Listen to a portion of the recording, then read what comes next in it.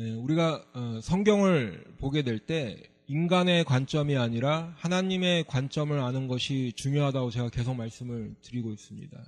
왜 그것이 중요한가? 하나님의 관점으로 성경을 보는 것이 왜 중요한가 하면 우리는 인간적인 관점으로 성경을 보려고 하는 시도가 계속해서 있다는 거예요. 우리의 인간의 한계가 뭐냐면 우리는 자꾸 인간 중심의 시각으로 성경을 보고 또 그것을 해석하고 또 인간 중심의 적용을 하려고 한다는 거예요. 그러니까 성경이 도덕적인 수준에 머무르게 된다는 거예요. 그렇게 되면 하나님의 수준으로 올라가지 못하고 인간 도덕적인 수준에 머무르게 된다. 그렇기 때문에 하나님의 관점을 가지고 하나님의 시각을 가지고 하나님의 뜻을 깨닫는 것이 매우 중요하다. 성경을 볼 때. 지난 몇 주간도 계속 말씀을 드렸지만 이 야곱에 대한 평가도 그래서 중요하다는 거예요. 성경을 보는 시각이. 그 중에서도 오늘 이 본문 33장에 기록된 야곱의 모습을 인간 중심적인 시각으로 보게 되면 야곱의 행동이 조금 문제가 있어 보이는 거예요. 야곱은 야복강가에서 밤새 씨름을 해서 그 하나님을 만났죠. 그리고 야곱이 하나님과 대면하여 보았다 해서 그곳 이름을 브니엘이라고도 불렀습니다. 그런데 우리가 인간 중심 시각으로 성경을 보게 되면 그렇게 하나님을 만나서 야곱이 이스라엘이 된 변화된 그 야곱이 아직도 자신의 인간적인 방법을 버리지 못하는 모습으로 오늘 33장을 보게 된다는 거예요. 오늘 본문을 그 시각으로 보면 에서는 아주 요즘 말로 하면 쿨하게 화해를 하고 있어요. 그런데 야곱은 아직도 자신의 안전을 위해서 술수를 쓰고 있는 그런 야곱의 모습으로 볼 수 있다라는 거죠. 그런데 우리가 야곱을 이해할 때 기본적으로 우리가 잊지 말아야 하는 것이 몇 개 있다고 말씀을 드렸는데 그 중에 하나가 뭐예요? 야곱이 믿음의 조상 중에 한 명이라는 거죠. 하나님께서 아브라함에게 언약의 말씀을 주셨어요. 그리고 그 언약의 말씀을 동일하게 이삭에게도 주셨죠. 그리고 아브라함에게 언약을 주셨던 그 하나님, 또 이삭에게 언약을 주셨던 그 하나님이 동일한 약속을 야곱에게도 주셨다는 거. 이 사실을 잊으시면 안 된다는 거예요.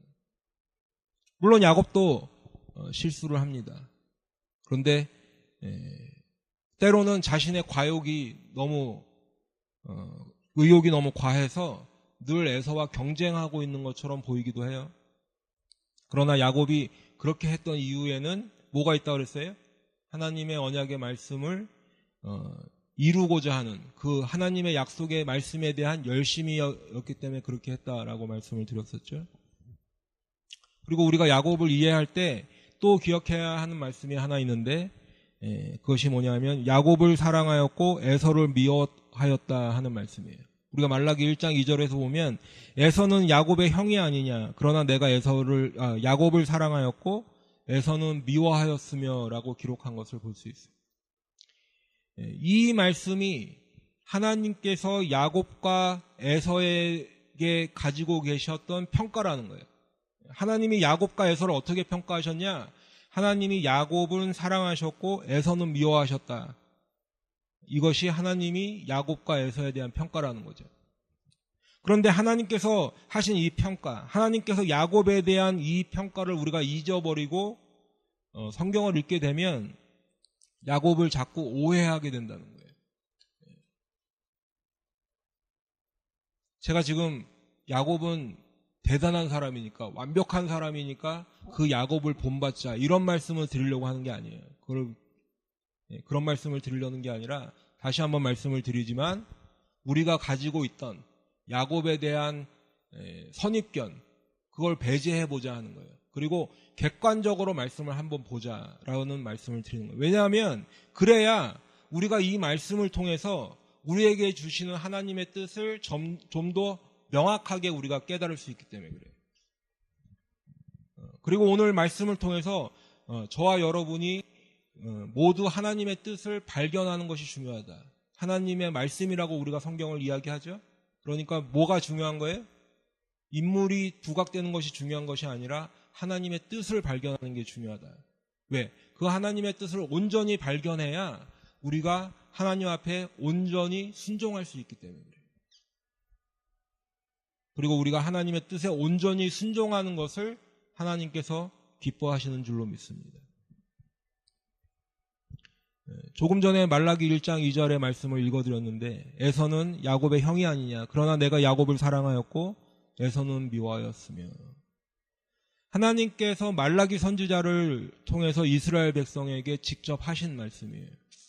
하나님께서는 공의의 하나님이신데 그 공의의 하나님께서 이렇게 말씀하셨다면 분명히 이유가 있겠죠. 하나님은 사랑이시기 때문에 야곱을 사셨다는 것은 우리가 쉽게 이해가 가고 받아들일 수 있어요. 그런데 하나님은 왜 에서를 콕 집어서 미워하신다고 이렇게 말씀하셨을까? 하나님께서는 어떤 사람을 사랑하시고 어떤 사람은 미워하시는 걸까? 우리가 그 질문을 가질 수밖에 없죠. 우리가 그 질문에 대한 답을 말씀을 통해서 한번 찾아보길 원합니다. 그래서 이 말씀을 나누는 저와 여러분 모두가 다 하나님께서 사랑하시는 사람 되기를 소망합니다. 야곱과 같이 하나님께서 사랑하시는 성도들 다 되시기를 축복합니다. 그러면 먼저 하나님께서는 어떤 사람을 사랑하실까? 우리가 이걸 알면 되겠죠? 물론 성경에 보면 하나님이 세상을 이처럼 사랑하사 하셨어요. 다시 말하면 하나님께서는 우리 모두를 다 사랑하신다라는 이 사실이 우리한테 있는 기본적인 전제예요. 하나님에 대한 이해로서의 전제. 그러나 말씀을 조금만 좁혀 들어가 보면 분명히 하나님께서 사랑하시는 사람이 있고 또 반대로 하나님께서 미워하시는 사람도 있다라는 것을 우리가 알 수 있다는 거예요. 우리가 대표적으로 보면 요한일서 4장 7절부터 보면 그 7절 이하의 말씀을 우리가 쭉 보게 되면 우리는 하나님의 사랑에 대한 말씀을 쭉 볼 수 있어요. 그 본문을 통해서. 그리고 그 본문 가운데서 하나님은 사랑이시다라는 선언을 하고 있는 것을 볼 수 있습니다. 하나님은 사랑이세요. 그런데 그 본문에서조차도 하나님께서 사랑하시는 사람을 우리라는 사람들로 한정을 지어요. 우리를 사랑하신다는 거예요. 우리. 그러면 그 우리가 누구인가? 그 본문에 있는 대로 구체적으로 표현을 하자면 바로 예수를 하나님의 아들로 시인하는 사람들이라는 거예요. 그 우리라는 사람이. 예수를 하나님의 아들로 시인하는 사람이 누구예요? 쉽게 얘기하면 예수를 나의 구세주로 믿는 사람들이죠. 그렇죠? 그 사람들을 가리켜서 뭐라고 불러요? 그리스도인. 그렇죠? 예수를 믿는 사람. 그 사람들을 하나님께서 사랑하시는데 하나님께서 사랑하시는 사람들이 바로 예수를 하나님의 아들로 시인하는 사람들이라는 거예요. 그러면 반대로 예수를 하나님의 아들로 시인하지 않는 사람들은 어떻게 하신다는 거예요? 하나님께서 미워하시겠죠. 간단하게 말씀을 드리면 예수를 믿지 않고 복음을 거부하는 사람들을 하나님께서는 미워하신다. 미워하실 수밖에 없다라는 거예요. 빌립보서 3장 18절에 보니까 그런 사람들을 가리켜서 그리스도의 십자가의 원수라고 부르고 있더라고요. 그리고 그들의 마침은 그들의 끝은 멸망이다. 그들의 마침은 멸망이요라고 말씀하고 있습니다. 그러면 성경의 인물 중에 구체적으로 하나님이 사랑하시는 사람이 누구인지 한번 또 찾아보니까 하나님이 사랑하신다는 말을 다른 말로 하면 하나님께서 기뻐하시는 사람이다 이렇게도 볼 수 있겠죠. 그래서 그걸 찾아보니까 하나님을 기쁘시게 한 사람이 있대요. 누군지 궁금하세요? 여러분들도 이미 다 아시는 에녹이 그랬던 거예요. 에녹. 바로 히브리서 11장 5절에 보니까 에녹이 하나님을 기쁘시게 했대요. 믿음으로 에녹은 이렇게 시작되는 그 말씀 가운데 보니까 에녹이 하나님을 기쁘시게 하는 자라 하는 증거를 받았느니라.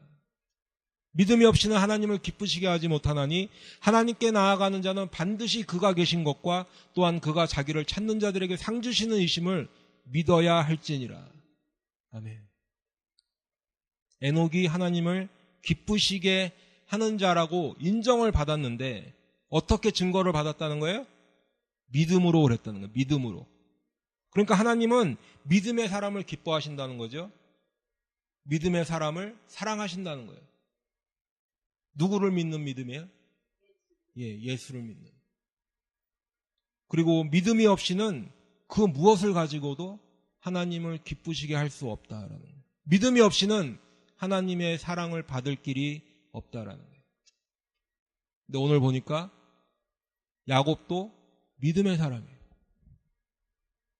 야곱이란 이름은 여러분들 다 아시는 대로 무슨 의미예요? 발꿈치를 잡은 사람이라는 의미예요. 이름 그대로 비록 같은 날 태어난 쌍둥이 형제지만 야곱은 장자가 아니라 둘째 아들로 태어났어요. 그러면 장자에 대한 권리, 장자의 명분이 있는 거예요? 없는 거예요? 없어요. 비록 같은 날 태어났더라도 1분이 됐던 5분이 됐던 그 차이 때문에 야곱은 둘째 아들이고 장자의 명분은 야곱에게 없는 거예요. 장자의 명분은 장자에게만 주어지는 거기 때문에 당연히 야곱은 그 장자의 명분이 돌아올 길이 없어요. 그럼에도 불구하고 야곱은 지금 장자의 명분을 바라고 있다라는 거예요. 에서는 어떻게 했어요? 장자의 명분을 가볍게 여겼어요. 에서는 자신에게 장자의 명분이 너무나도 당연히 돌아온 거라는 생각을 했어요. 그러나 그 장자의 명분을 귀하게 여기지 않고 장자의 명분을 가볍게 여겼다는 거예요. 그런데 야곱은 어떻게 했다는 거예요? 그 장자의 명분을 바랬다는 거예요. 어떻게 해요? 믿음으로 그것을 바랬다는 거예요. 아브라함도 바랄 수 없는 중에 바라고 믿었다고 성경은 이야기하고 있는데 야곱도 바랄 수 없는 중에 바라고 믿었어요. 뭘 바라고 믿었을까요? 큰 자가 어린 자를 섬기리라는 그 하나님의 말씀을 믿고 바라는 거예요. 야곱은 하나님의 언약의 말씀, 자신이 어머니의 태중에 있을 때 받았던 그 말씀, 어머니로부터 들렸던 그 하나님의 말씀을 믿음으로 바라고 믿는 거예요. 그 하나님의 약속의 말씀을 사모했고 침노하여 얻었어요. 하나님은 믿음의 사람 야곱을 사랑하시는 거예요. 그리고 베델에서 야곱을 만나주신 그 하나님이 분이엘에서는 야곱을 이스라엘로 변화시켜 주시는 거예요. 할렐루야. 야곱이 이스라엘로 변화되도록. 그리고 그 야곱을 통해서 이스라엘 12지파를 태어나게 하셨어요. 그리고 하나님의 때가 찼을 때에 그 야곱과 그의 후손들을 통하여서 예수 그리스도를 이 땅에 보내셔서 하나님의 언약을 성취되게 해주시는 거예요. 그러면 하나님께서는 왜 에서는 미워하신다고 하셨을까? 우리가 잘 아시는 대로 에서는 야곱에게 이렇게 얘기했죠. 내가 죽게 되었으니 이 장자의 명분이 내게 무엇이 유익하리요? 이렇게 말을 했어요. 그리고는 창세기 25장에서 이 에서에 대한 평가가 뭐였어요? 에서가 장자의 명분을 가볍게 여김이었더라. 그리고 에서가 이 장자의 명분만 가볍게 여겼는가? 그것이 아니라 에서는 망령된 사람이고 에서는 불신앙의 사람이라고 히브리서 12장 16절에서 말씀하고 있는 것을 우리가 알고 있죠. 음행하는 자와 혹 한 그릇 음식을 위하여 장자의 명분을 판 에서와 같이 망령된 자가 없도록 살피라. 너희가 아는 바와 같이 그가 그 후에 축복을 이어받으려고 눈물을 흘리며 구하되 버림바가 되어 회개할 기회를 얻지 못하였느니라. 에서는 장자의 명분이 아니라 죽 한 그릇을 택했어요.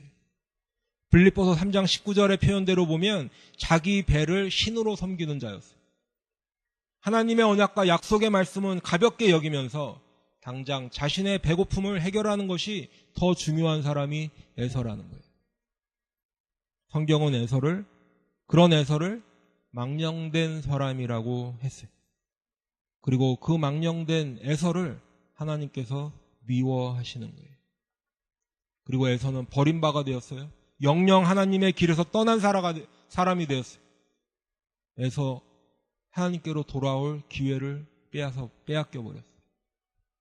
그리고 에서의 후손인 에돔 족속은 이스라엘 민족을 핍박하고 대적하는 그런 민족이 되었다라는 거예요. 에스겔 35장에 보면 세일 땅에 대한 예언이 나와요. 세일 땅이 어디예요? 우리가 오늘 본문에서도 보지만 세일 땅은 에서가 살던 땅이에요. 그렇죠? 그리고 그 에서의 후손들이 사는 땅. 그곳에 대한 예언의 말씀이 에스겔 35장에 표현되어 있는데 대표적으로 3절부터 한번 읽어드리면 주 여호와께서 이같이 말씀하시되 세일산아 내가 너를 대적하여 내 손을 내 위에 펴서 내가 황무지와 공포의 대상이 되게 할지라. 내가 내 성읍들을 무너뜨리며 내가 황폐하게 되리니 내가 나를 여호와인 줄을 알리라. 내가 옛날부터 한을 품고 이스라엘 족속의 환난 때 곧 죄악의 마지막 때에 칼의 위력에 그들을 넘겼도다.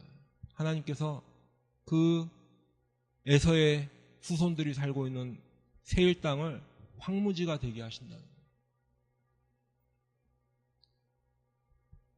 하나님께서 에서를 미워하셨을 뿐만 아니라 에서의 후손들 그리고 그의 편 사람들을 다 미워하신다는 거예요. 오늘 본문의 말씀을 이해하는 데 있어서 하나님께서 야곱과 에서를 어떻게 평가하시는가가 매우 중요하다고 말씀을 드렸는데 그 관점에서 말씀을 보게 되면 우리는 야곱의 행동을 좀 더 잘 이해할 수 있게 돼요. 그리고 에서의 반응도 우리가 충분히 예상할 수 있는 반응이에요. 먼저 오늘 야곱을 보게 될 때 기억하셔야 될 까지 두 가지 있는데 하나가 뭐라고 그랬죠? 하나님께서 야곱을 사랑하셨다. 그리고 두 번째는 분이엘에서 야곱이 이스라엘이 되었다라는 사실이에요. 요즘식으로 이해하기 쉽게 말씀을 드리면 야곱이 이스라엘이 되었다라는 것은 하나님과의 인격적인 만남이 있었다라는 거죠. 다른 말로 하면 거듭났다라는 거예요. 그런데 야곱이 이스라엘이 되었는데도 영적으로 큰 축복을 받고 야곱이 변화가 되어서 이스라엘이 되었는데도 현실은 어때요? 에서가 아직도 400명의 장정을 데리고 야곱을 만나러 오고 있다는 거예요.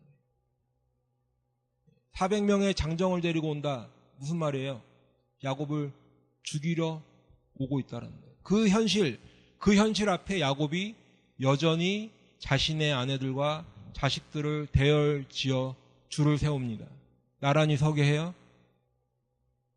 우리가 32장에서도 봤지만 전날에도 야곱이 아내들과 자식들을 줄을 세우고 차례대로 강을 건너게 했어요. 이미. 언뜻 보면 이 두 번의 일이 비슷한 것 같아 보이는데 야곱이 아직도 인간적인 꾀를 내고 있는 것처럼 보여요. 그러나 가만히 보면 그게 그렇지 않다는 거죠.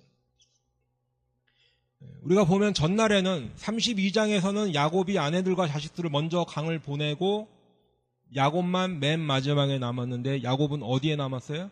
강을 건너가지 않고 남아있어요. 그렇죠? 아마도 야곱이 이렇게 생각할지도 몰라요.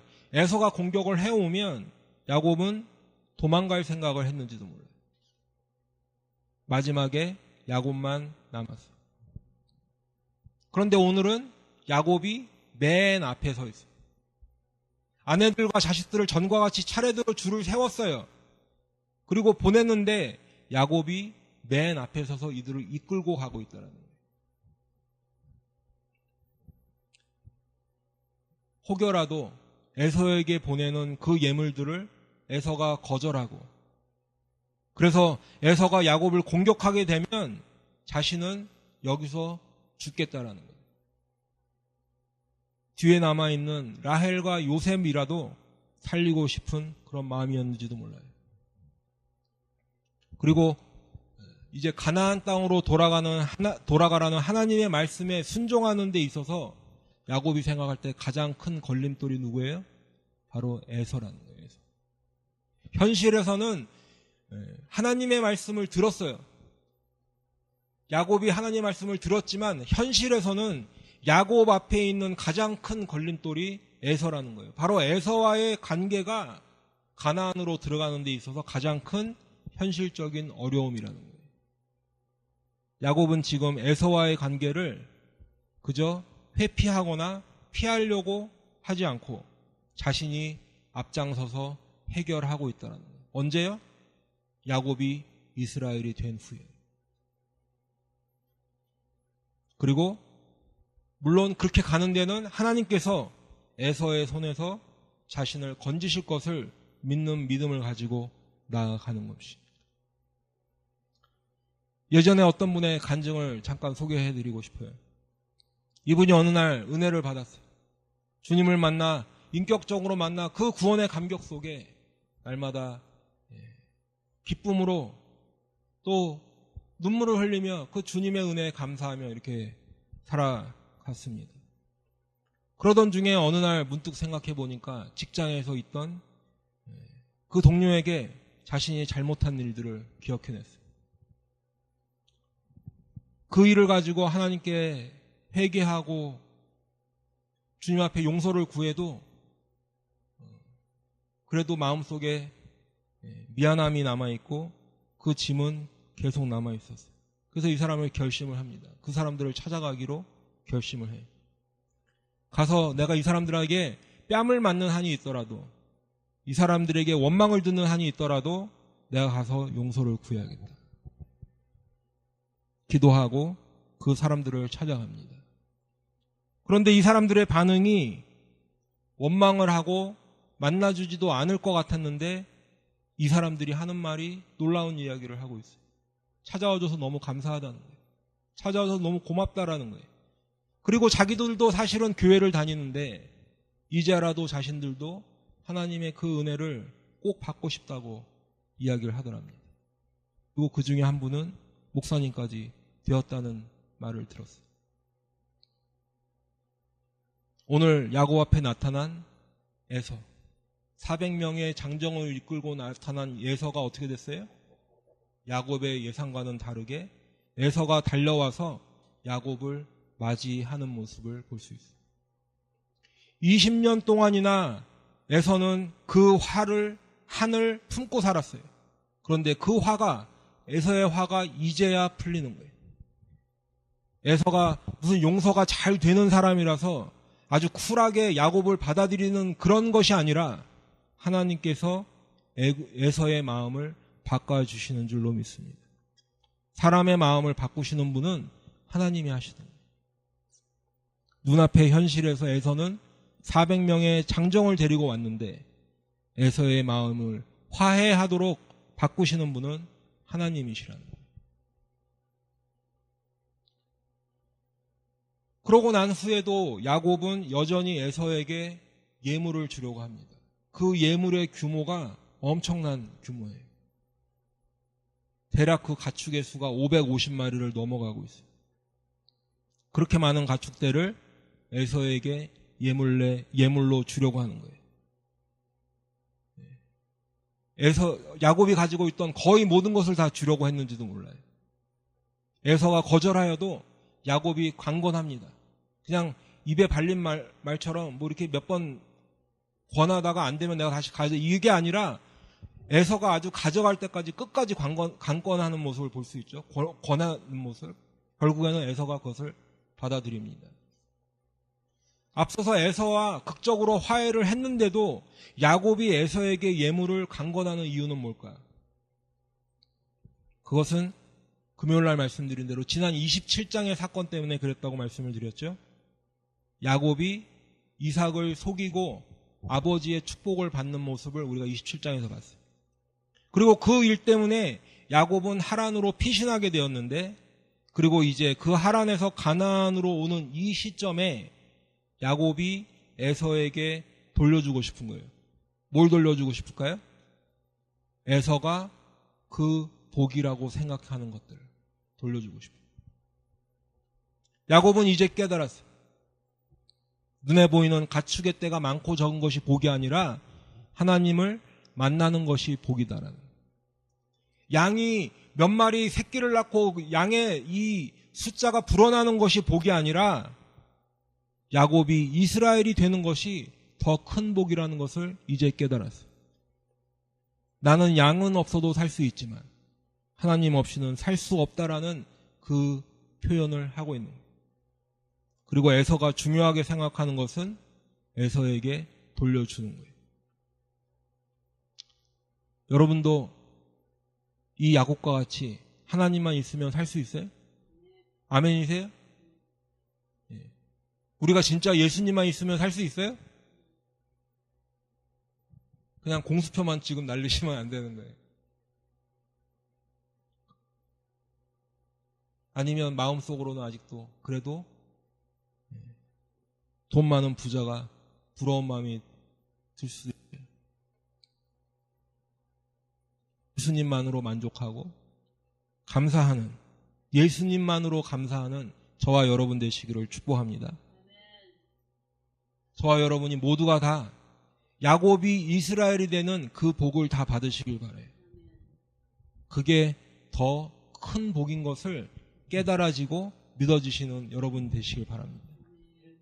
그렇기 때문에 사도 바울도 고린도후서 6장 8, 9, 10절에서 이렇게 고백을 하고 있어요.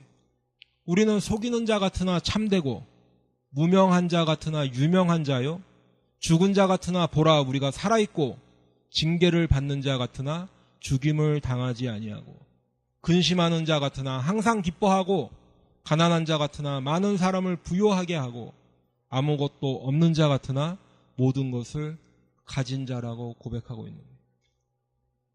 세상 사람들의 평가는 사도들을 향해서 미워하고 조롱하고 또 실패한 사람이라고 그렇게 평가했을지 몰라요. 그러나 하나님께서는 사도들을 향해서 그 사도들을 사랑하시고 또 하나님께서는 사도들과 동행하시고 함께 하시고 그리고 그 사도들을 향해서 평가하시는 것이 너희들이 이기는 자다라고 불러주신다는 거예요. 세상 사람들이 평가가 아니라 하나님이 우리를 어떻게 보시는가가 중요하다는 거예요. 예수를 믿는다고 하는 성도들은 세상 사람들이 좋아하는 것으로 사는 것이 아니라 하나님께서 좋아하시는 것으로 살아가는 줄로 믿습니다. 세상 사람들이 가지고 있는 그 가치를 쫓는 것이 아니라 하나님께서 가치 있다고 하시는 것, 그것을 바라봐야 되는 것입니다. 야곱이 변한 것이 하나 또 있는데 이제 야곱은 에서와 함께 지낼 수가 없게 되었어요. 20년 만에 형제가 다시 만났어요. 극적으로 화해도 했어요. 그렇다면 그동안 못다한 이야기도 함께 나누고 지내고 싶을 텐데 야곱은 에서가 함께 동행하자 이렇게 하는 제의를 거절합니다. 왜 거절했을까요? 그것은 가는 방향이 다르기 때문에 그래요. 야곱은 에서와 동행할 수가 없어요. 에서가 사는 곳은 세일 땅이라고 말씀을 드렸죠. 그 세일 땅은 가나안 동쪽에 있는 땅이에요. 사해 바다 건너편에 있는 땅이에요. 가나안과는 방향이 다른 곳이에요. 그러나 야곱은 어디로 가야 돼요? 가나안으로 가야 되는 거예요. 하나님께서 내 조상의 땅, 내 족속에게로 돌아가라 말씀하셨어요. 야곱은 그리로 가야 되는 거예요. 베델에서 하나님은 너를 이끌어 이 땅으로 돌아오게 하리라 약속하셨는데 야곱이 향하는 곳은 세일이 아니라 가나안으로 가야 될 거예요. 하나님의 약속의 땅 가나안으로 가야 되는 것이에요. 우리가 예수를 믿게 되면 가장 먼저 변화되는 것이 있는데 바로 삶의 방향이 변한다는 거예요. 내가 가치를 두고 살았던 것, 내가 소중하고 귀중하다고 생각했던 것들이 예수를 믿고 다니까 아무것도 아닌 것처럼 여겨지게 된다는 거예요. 하찮게 여겨진다는 거예요. 예전에는 목숨을 위하여 무엇을 먹을까, 무엇을 마실까, 몸을 위하여 무엇을 입을까 염려하고 살았다면 예수를 믿고 나니까 천국이 보이기 시작하는 거예요. 예수를 믿고 나니까 영생을 사모하게 되는 것이 예수를 믿고 나니까 우리 주님만 보이는 거예요. 그렇기 때문에 야곱과 에서가 함께 갈 수 없는 거예요. 우리는 그러면 어디로 가야 될까요? 가나안으로 가요. 하늘 본향, 하늘 가나안으로 가야 될 줄 믿습니다. 그런데 예수를 믿지 않는 사람들에게 천국이나 영생, 구원, 거듭남 이런 거 이야기하면 어떤 반응이 올까요? 아이고 이렇게 귀한 것을 오늘에서라도 알려주셔서 감사합니다. 보통 이러던가요? 그렇지 않죠. 대개는 그쪽이나 많이 믿으세요. 당신은 교회 다니니까 그런 소리를 하지. 그럼 왜 그런 반응을 보일까? 세상 사람들이 그 구원의 엄중함이나 천국의 가치를 알지 못하기 때문에 그래요. 믿지 않는 사람들에게는 뭐가 최고예요? 돈이 최고예요. 넓은 집이 최고예요. 좋은 차가 최고예요. 명품백을 들여야 되고 유명 상표의 옷을 입어야 그것에 가치가 있다고 생각하는 거예요. 야곱과 에서가 함께 할 수 없는 이유가 여기 있어요. 그런데 문제는요. 그런 사람들이 교회 밖에 세상 사람들만 그런 줄 알았는데 교회 안에도 있다라는 거죠. 교회를 다녀요. 예배에 참석하고 신앙생활도 한다고 하는데 세상 사람들과 똑같은 가치관을 버리지 못하고 그대로 살아가고 있다라는 거예요. 좀 더 냉정하게 말씀을 드리면 교회 안에도 예수를 믿지 않는 사람이 존재한다는 거예요. 교회를 다녀요. 오래 다녀서 직분도 받았어요. 그런데 구원이나 거듭남, 천국이나 영생 이런 것에는 관심이 별로 없어요. 그저 주일 예배 나오고 헌금도 하고 가끔 봉사도 하고 성경 공부도 어느 정도 했으니까 오래 다니다 보면 어떻게 되겠지. 아니란 마음이 있어요. 내가 교회를 이렇게 오래 다녔는데 하나님이 설마 나를 모른다고 하시겠나. 너무 우리가 아니라고 생각합니다. 세례도 받았고 예전에 기도할 때 눈물도 조금 나고 한 적도 있고 그러니 나는 구원받았겠지. 자신의 구원을 조금도 의심해보지도 않고 오히려 구원의 확신을 가지고 교회를 다니다가 결국에는 멸망하는 사람들이 있다라는 거예요. 여러분 근데 한 가지 잊지 마셔야 되는 게 에서도 이삭의 아들이에요. 에서도 아브라함의 손자라는 사실이에요.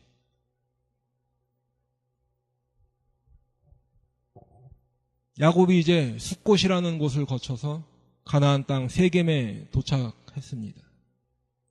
그곳에서 장막을 쳤지요. 그리고 하몰의 아들들에게서 땅을 샀어요. 예전에 아브라함도 이와 같이 똑같이 행했어요. 자신의 할아버지 아브라함이 맨 처음에 갈대아 우르를 떠나서 가나안 땅에 들어왔는데 어디로 왔어요? 가나안 땅 세일로 들어왔어요. 그러니까 세겜으로 들어왔어요. 세일로 가면 안 돼요. 세겜으로 왔어요. 그리고 마므레 앞 막벨라 밭 굴이 있는 그 땅을 샀지요. 그리고 그 땅은 무덤으로 쓰려고 샀다고 말씀을 드렸어요. 그리고 무덤으로 샀다는 그 의미는 다시 갈대아 땅, 예전에 그 자신의 조상들이 사는 땅으로 돌아가는 것이 아니라 어떤 어려움이 있고 현실에 어려움이 있더라도 하나님이 약속하신 그 땅 가나안에 뼈를 묻겠다는 각오가 있다라는 거죠. 야곱도 마치 그 할아버지 아브라함이 했던 그대로 가나안 땅 세겜으로 들어왔어요. 그리고 그곳에 장막을 쳤어요. 그리고 땅을 샀어요. 그리고 야곱이 산 이 땅은 나중에 이스라엘 백성이 애굽을 탈출해서 나올 때 요셉의 뼈를 가지고 나와서 이 땅에 장사를 지내는 모습을 볼 수 있습니다.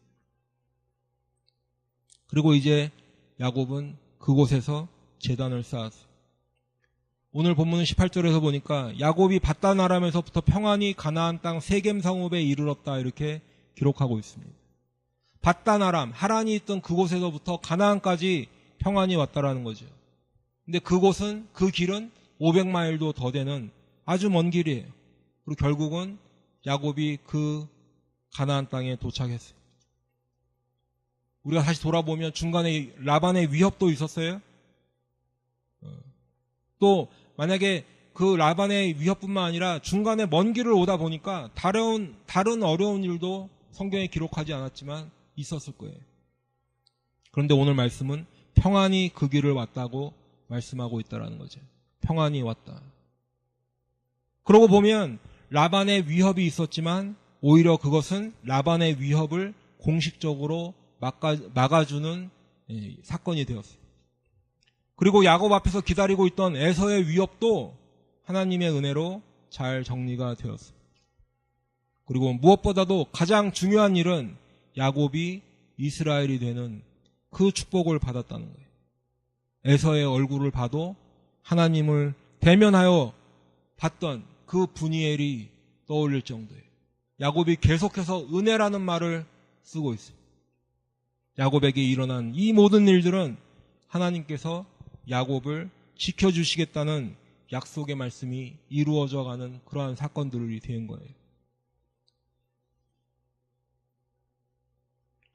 지난날을 돌아보면 하나님께서 야곱과 동행하셨고 하나님께서 야곱을 보호하시고 지켜주셨다라는 거예요. 그리고 야곱이 그곳에 제단을 쌓았어요.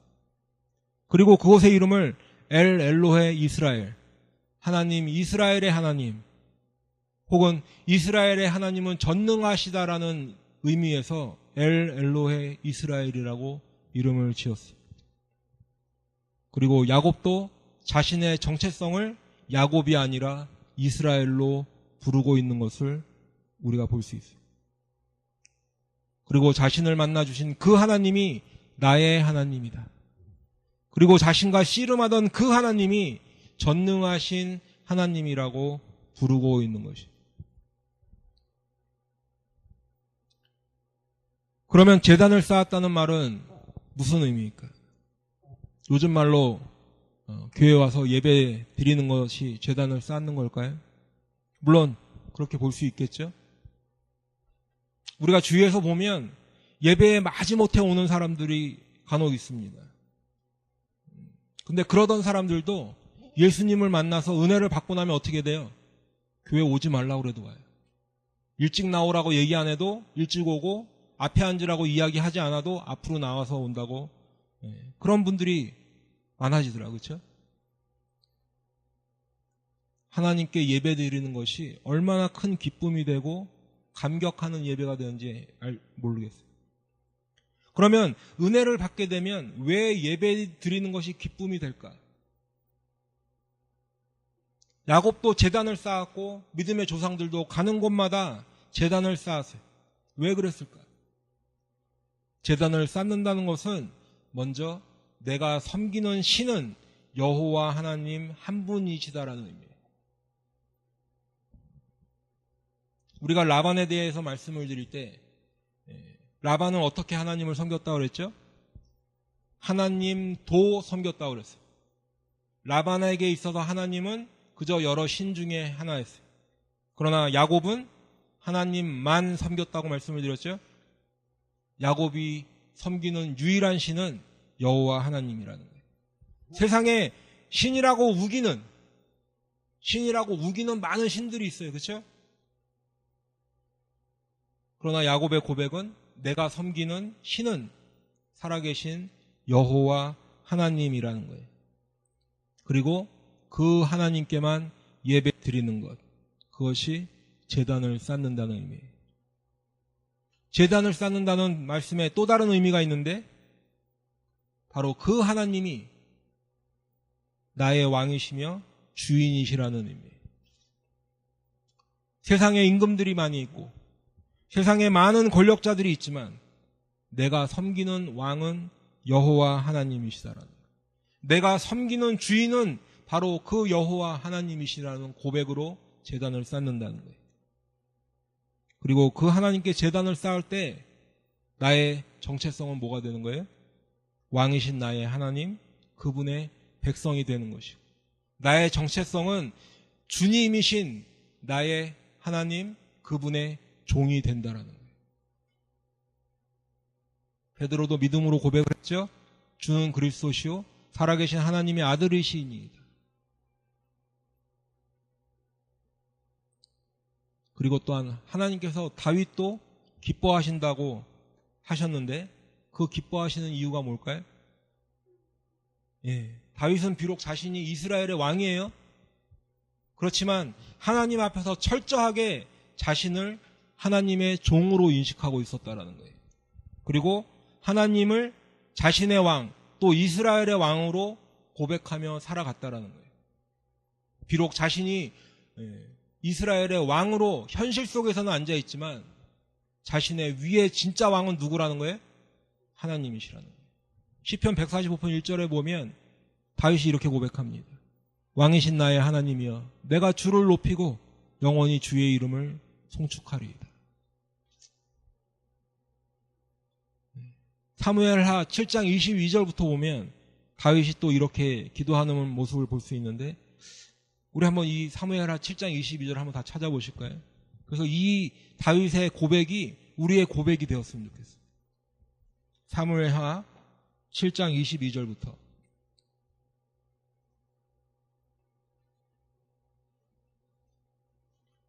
사무엘하 7장 22절부터 우리 다 찾으셨으면 한번 한 목소리로 읽도록 하겠습니다. 그런즉 주 여호와여, 이러므로 주는 위대하시니 이는 우리 귀로 들은 대로는 주와 같은 이가 없고 주 외에는 신이 없음이니이다. 땅의 어느 한 나라가 주의 백성 이스라엘과 같으리이까? 하나님이 가서 구속하사 자기 백성으로 삼아 주의 명성을 내시며 그들을 위하여 큰 일을, 주의 땅을 위하여 두려운 일을 애국과 많은 나라들과 그의 신들에게서 구속하신 백성 앞에서 행하셨사오며, 주께서 주의 백성 이스라엘을 세우사 영원히 주의 백성으로 삼으셨사오니 여호와여, 주께서 그들의 하나님이 되셨나이다. 여호와 하나님이여, 이제 주의 종과 종의 집에 대하여 말씀하신 것을 영원히 세우셨사오며 말씀하신 대로 행하사 사람이 영원히 주의 이름을 크게 높여 이르기를 만군의 여호와는 이스라엘의 하나님이라 하게 하옵시며 주의 종 다윗의 집이 주 앞에서 견고하게 하옵소서. 다윗은 철저하게 여호와 하나님께서 자신의 왕이심을 고백해, 자신은 철저하게 주님 앞에 종이 됨을 고백하고 있어요. 그리고 이스라엘 백성의 진정한 왕은 여호와 하나님이심을 고백하고 있어요. 이것이 제단을 쌓는다는 의미예요. 그런데 우리는 어떻습니까? 예수를 믿는다고 우리가 하고 교회를 다니는데 여호와 하나님이 여러분의 하나님이 되셨습니까? 아니면 내 자신이 아직도 하나님 노릇을 하고 있는 건가요? 하나님을 예배한다고 말은 하는데 삶에 있어서는 내가 하나님 노릇하며 살아가고 있지는 않은지 우리가 한번 돌아봐야 되지 않을까요? 예수님이 나의 주님이시고 왕이신 나의 하나님, 우리가 찬양도 따라 부르고 하는데 아직도 내가 주인 노릇하고 살아가고 있다라는 거예요. 아직도 내가 왕으로 살아가고 있지는 않은지 우리의 모습이 그렇지 않냐 하는 거예요. 제단을 쌓는다는 의미는 내가 아니라, 나를 섬기는 것이 아니라 하나님을 섬기는 것이, 그리고 우리는 나라는 우상부터 철저하게 깨트려서 부숴버리고 살아계신 여호와 하나님만 섬겨야 될 줄로 믿습니다. 우리는 철저하게 주님의 종으로 살아가야 돼요. 주님께서 나의 왕이십니다 고백하며 우리가 그 삶을 살아내야 되는 것이. 그런데 문제가 뭐예요? 그게 내가 결심한다고 잘 되던가요? 내가 마음 먹은 대로 잘 되던가요? 교회 와서 말씀을 들을 때는 나도 그렇게 해야지, 나도 그렇게 살아야지 결심이 되는 것 같은데 집에 돌아가면 그 결심한 대로 잘 되지 않는 것이 우리들의 모습이에요. 그렇다고 그러면 포기해야 될까요? 잘 안 되니 그냥 이대로 살다 가야 되는 걸까요?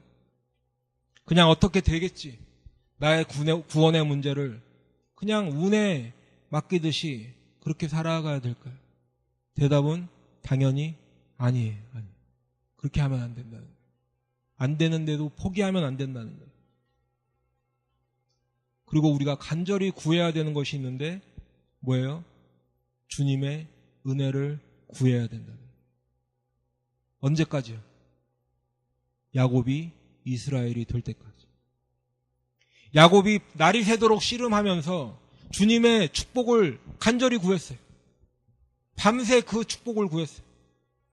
결국에는 야곱이 이스라엘이 되는 그 복을 받은 것처럼 우리에게도 그런 간절함이 있어야 되고 우리에게도 그런 주님의 복을 찾는 그 간절함이 있어야 된다라는 거예요.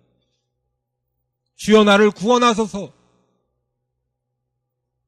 간절히 주님의 은혜를 구해야 될 줄로 믿습니다. 그래서 오직 하나님의 은혜로 말미암아서 믿음으로 구원을 얻는 저와 여러분이 다 되시기를 축복합니다. 새로운 피조물이 되는 그 복을 다 받으시길 바라요. 우리가 갈라디아서 6장 15절의 말씀대로 오직 새로 지으심을 받는 것만이 중요하니라. 새로 지으심을 받는 것. 저나 여러분이나 모두 다 새로 지으심을 받아야 한다는 거예요. 그것이 구원받는 길이고 그것이 거듭나는 길이에요. 사랑하는 여러분, 그냥 교회에 왔다 갔다 하는 것으로 되는 것이 아니에요. 이 구원의 길이라는 것은 교회에 그냥 단순히 왔다 갔다 하는 것으로 되지 않아요. 여러분의 구원의 문제, 여러분의 영혼의 문제를 결코 가볍게 넘겨버리시지 않기를 바랍니다. 심각하게 우리가 우리 자신의 구원의 문제를 돌아봐야 돼요. 바라기는 저나 여러분 모두가 야곱이 이스라엘이 되는 그 복을 받으시길 바라요. 새로운 피조물로 다 거듭나시기를 바랍니다. 그래서 새로운 피조물이 되어서 하나님과 동행함으로 끝까지 승리하여서 결국에는 어딜 가야 되는 거예요? 예, 주님의 나라, 천국에 들어가야 될 줄로 믿습니다. 그곳에 가야 우리 주님과 영원히 함께 거할 수 있어요. 그곳에 가야 영원한 생명을 누릴 수 있어요. 오늘 말씀을 전하는 저와 듣는 여러분이 모두가 다 그 하나님의 복을 다 닫고 누리시는 저와 여러분이 다 되기를 축원합니다. 기도하겠습니다.